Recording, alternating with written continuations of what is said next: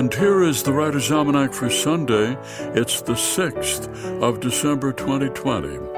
It is St. Nicholas Day today, and if you were in Germany and you were a child, you might have polished your shoes last night and then put them out in front of the front door.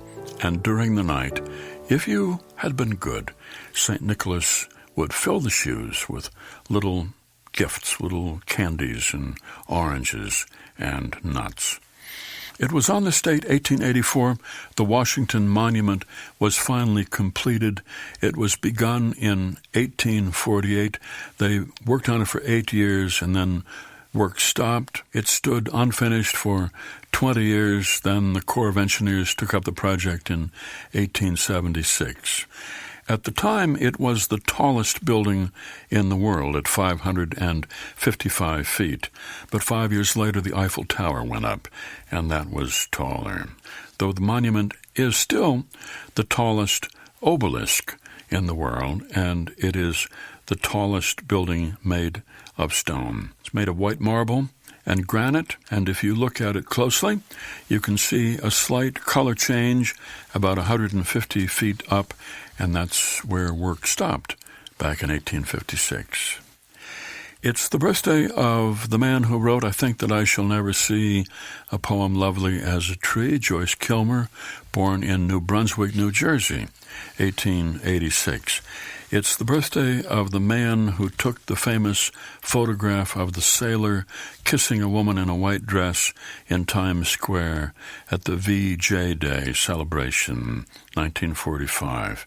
Alfred Eisenstadt, born in Tczew, Poland, 1898. It's the birthday of the daughter of Marie and Pierre Curie, Eve Curie, born in Paris, 1904. Her parents, famous scientists. Eve became a concert pianist and a music critic. And then, as her mother, Marie Curie, lay dying of leukemia, the daughter nursed her mother through her illness, and in 1937 she published a biography of her mother, Madame Curie, which was made into a film starring Greer Garson, and which was a great inspiration for generations of girls who were interested in science. And it was on this date in 1923 that President Calvin Coolidge had the honor of giving the very first presidential address that was broadcast on the radio. It was a speech to Congress, and reception was so clear that listeners could hear the rustling of his papers. Here's a poem for today by Julie Cadwallader Staub, entitled Progress. I did not just drag and drop. I did not just haul a burden so heavy that my hands, arms, and shoulders gave way and I had to let it go.